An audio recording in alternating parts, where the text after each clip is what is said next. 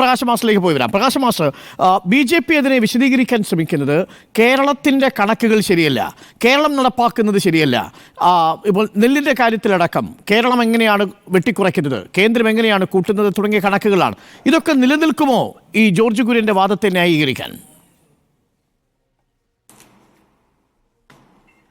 കഴിഞ്ഞ 11 വർഷക്കാലമായി നരേന്ദ്രമോദി ഗവൺമെൻറ് എങ്ങനെയാണ് ശത്രുതാപരമായി കേരളത്തോട് സമീപനം സ്വീകരിക്കുന്നത് എന്നുള്ളത് എല്ലാ രംഗത്തും എന്നതുപോലെ സാമ്പത്തിക രംഗത്ത് വ്യക്തമാണ്.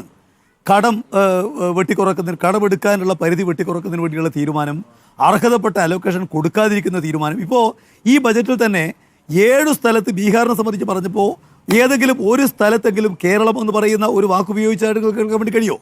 പിന്നെ BJPക്കാരെ സംബന്ധിച്ച് ഇതൊന്നും ന്യായീകരിക്കുന്നതിന് അവർക്ക് യാതൊരു പ്രയാസമില്ല. കാരണം അവർ കേരളത്തെ ശത്രുതാപരമായിട്ട് എങ്ങനെയെല്ലാം കൈകാര്യം ചെയ്യാൻ വേണ്ടി കഴിയും എന്നതിൻ്റെ പരീക്ഷണശാലിയായിട്ടാണല്ലോ ഈ കേരളത്തെ ഉപയോഗിക്കുന്നത്. ഈ ബജറ്റ് എന്താണ് എന്നുള്ളത് വിവരമുള്ള ആളുകളെല്ലാം കൃത്യമായിട്ട് പറഞ്ഞിട്ടുണ്ട്. ഉദാഹരണത്തിന് T. പത്മനാഭൻ, അദ്ദേഹം കൃത്യമായ നിലയ്ക്ക് പറഞ്ഞു, ഈ കേരളം ഇന്ത്യയിലാണോ? അദ്ദേഹത്തിൻ്റെ ചോദ്യമാണ്. ഈ ബജറ്റുമായി ബന്ധപ്പെട്ട് ഉയർന്നു വന്നിരിക്കുന്ന ഏറ്റവും പ്രധാനപ്പെട്ട കാര്യം എന്താ? ഈ ബജറ്റ് നീതിബോധമില്ലാത്ത ബജറ്റാണ്.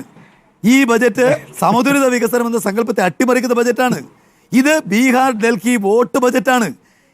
ഈ രാജ്യത്ത് തങ്ങൾക്ക് ഇഷ്ടമില്ലാത്ത സ്റ്റേറ്റുകൾ അവഗണിക്കുന്നതിൻ്റെ ഒരു സാക്ഷ്യപത്രമാണ്, ഒരു രാഷ്ട്രീയ രേഖയാണ് ഈ ബജറ്റ് എന്ന് തികച്ചും ശരിയായ നിലക്ക് കേരള മുഖ്യമന്ത്രി പറഞ്ഞിട്ടുണ്ട്. അപ്പോൾ കേരളം കൊടുക്കുന്ന ഒരു പദ്ധതിക്കും അംഗീകാരമില്ല, കേരളത്തിൽ ഒറ്റ പുതിയ പദ്ധതിയില്ല. ഈ രാജ്യമാകെ തന്നെ ഗൗരവമായി കണ്ടിട്ടുള്ള വയനാട് ദുരന്തത്തിന് പൈസ കൊടുക്കാൻ വേണ്ടിയിട്ടില്ല. ഈ രാജ്യത്തിൽ ഏറ്റവും വലിയ വികസന പരിപാടിയായിട്ടുള്ള ഇപ്പോൾ ഗതാഗതത്തിന് വലിയ പങ്ക് കൊടുക്കണമെന്നാണല്ലോ നിർമ്മല സീതാരാമൻ പറഞ്ഞത്. അങ്ങനെയാണെങ്കിൽ ഏറ്റവും വലിയ സഹായം കൊടുക്കേണ്ടത് വിഴിഞ്ഞത്തിനല്ലേ? ആ മേഖലക്കകത്ത് ഏറ്റവും വലിയ പദ്ധതിയല്ലേ ഇക്കാലത്ത് ആരംഭിച്ചിരിക്കുന്നത് വിഴിഞ്ഞം. ആ വിഴിഞ്ഞത്തിന് നമുക്കെല്ലാവർക്കും അറിയാവുന്ന പോലെ അതിൻ്റെ അർഹതപ്പെട്ട ഫണ്ട് പോലും കൊടുക്കാതിരിക്കുന്ന ഒരു നിലയല്ലേ കേന്ദ്രം ഇവിടെ സ്വീകരിക്കുന്നത്. അപ്പോൾ കേരളത്തോട് ശത്രുതാപരമായ നിലപാട് സ്വീകരിച്ചിട്ട് കേരളത്തിലൊരു മന്ത്രി പരസ്യമായിട്ട് പറയാണ് എന്തുകൊണ്ട് കേരളം ദരിദ്രമാകുന്നില്ല, എന്തുകൊണ്ട് കേരളം പിന്നോക്കാവസ്ഥയിലാവുന്നില്ല. ഇവിടെ BJPക്കാരുടെ ചർമ്മശക്തി എന്നല്ലാതെ വേറെ എന്താ പറയാൻ വേണ്ടി കഴിയുക? ഈ നാടിന് വേണ്ടി നിൽക്കേണ്ട ആളല്ലേ ഈ കേരളത്തിൽ നിന്ന് പോയിട്ടുള്ള കേന്ദ്രമന്ത്രി. അദ്ദേഹം പറയുകയാണ് കേരളത്തിന് കൊടുക്കാതിരിക്കുന്നത് ന്യായമാണ്, കേരളം ദരിദ്രമാവണം, കേരളം ഇനിയും ഗുരുതരാവസ്ഥയിലേക്ക് പോകണം. ഇങ്ങനെ പറയാൻ BJPക്കാർക്കല്ലാതെ ആർക്കാ സാധിക്കുക? അത് ന്യായീകരിക്കാൻ അവർക്ക് മാത്രമേ സാധിക്കൂ. കാരണം അവർക്ക് ഈ രാജ്യത്തിലെ ജനങ്ങളോട് യാതൊരു പ്രതിബദ്ധതയുമില്ല. ബജറ്റിന്റെ പൊതുവായ ഉള്ളടക്കം പരിശോധിക്കുമ്പോൾ ഈ രാജ്യത്ത് അദ്ദേഹം അത് വിടുകയാണ്. അത് തിരുത്തേണ്ടത് ജോർജ് കുര്യനാണെന്ന് അദ്ദേഹം പറയാതെ പറയുകയാണ്. തനിക്കതിന്റെ ബാധ്യതയില്ലെന്ന് അദ്ദേഹം പറഞ്ഞൊഴിയുന്നുണ്ട്. അത് അദ്ദേഹത്തിന്റെ ചിന്തയാണ്, അത് BJP എൻഡോഴ്സ് ചെയ്യുന്നില്ല.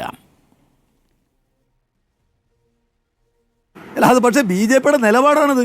കേന്ദ്രമന്ത്രി പറഞ്ഞിരിക്കുന്ന കാര്യം അദ്ദേഹത്തിൻ്റെ ഒരു നാക്കുപഴയൊന്നുമല്ല. കേരളത്തോട് ശത്രുതാപരമായ നിലപാടാണ് ഈ സന്ദർഭങ്ങളിലെല്ലാം കേന്ദ്ര ഗവൺമെൻറ് സ്വീകരിക്കുന്നത്. അതിൻ്റെ പ്രഖ്യാപനം തന്നെയാണ് മന്ത്രി പറഞ്ഞിരിക്കുന്ന കാര്യം.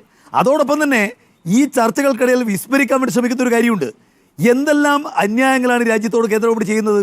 ഇൻഷുറൻസ് മേഖലക്കകത്തുള്ള 74% എന്ന് പറയുന്ന FDI അത് 100% മാറ്റാൻ വേണ്ടി തീരുമാനിച്ചു. ആണവോർജ്ജ നിയമം ഭേദഗതിയാണ്. എന്തിനു വേണ്ടിയിട്ട്? സ്വകാര്യ മേഖലക്കകത്ത് ആണവോർജ്ജ നിലയെ കൊടുക്കാൻ. ഇന്ത്യ രാജ്യത്തിനകത്ത് നിലവിലുള്ള ആണവോർജ്ജ നിയമം ഭേദഗതി ചെയ്തിട്ട് ആണവ ബാധ്യതാ നിയമം ഭേദഗതി വരുത്താണ്. എന്തിനു വേണ്ടി?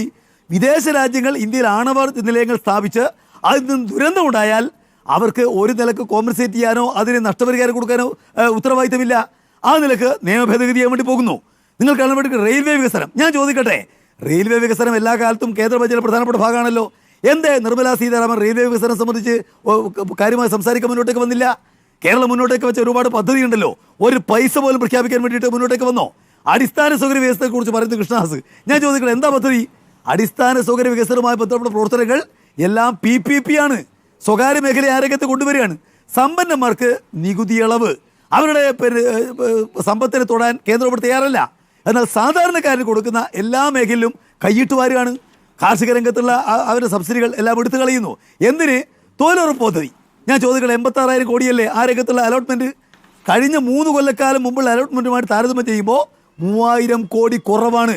ഇന്ത്യയിലെ സാധാരണക്കാരായിട്ടുള്ള ആളുകൾ ആശ്രയിക്കുന്ന ഏറ്റവും പ്രധാനപ്പെട്ട കാര്യമല്ലേ തൊഴിലുറപ്പ് പദ്ധതി. അതിന് ഒരു പൈസ പോലും വർദ്ധിപ്പിക്കാൻ അതിന്റെ ആനുകൂല്യം ലഭിക്കും. സ്ത്രീ വിഭാഗക്കാർക്ക് വേണ്ടിയിട്ടുള്ള പ്രത്യേക പദ്ധതികൾ വരുന്നുണ്ട്, സ്റ്റാർട്ടപ്പിന് വേണ്ടി പദ്ധതികൾ വരുന്നുണ്ട്, മുദ്രാ ലോണുകൾ വരുന്നുണ്ട്. അതാണ് ഏറ്റവും പ്രധാനപ്പെട്ട കാര്യം. ഇവിടെ നമ്മുടെ രാജ്യത്തുള്ള സാധാരണക്കാരന്റെ പർച്ചേസിംഗ് പവർ വാങ്ങൽ കഴിവ് വർദ്ധിക്കണമെങ്കിൽ അവന് വരുമാന വർധന ഉണ്ടാവണം. വരുമാന വർധനം ഉണ്ടാക്കാൻ പുതിയ തൊഴിൽ നൽകാനുള്ള എന്തെങ്കിലും പദ്ധതികൾ കേന്ദ്ര ഗവൺമെന്റ് ആവിഷ്കരിച്ചിട്ടുണ്ട്. ഇതിന്റെ ഭാഗമായിട്ട് ഒരു ഞാൻ അതിലേക്ക് കടക്കുന്നില്ല.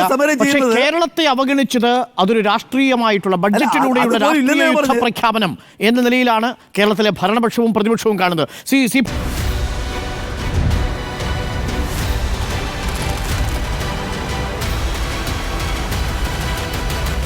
Debate with Dr. Arun Kumar.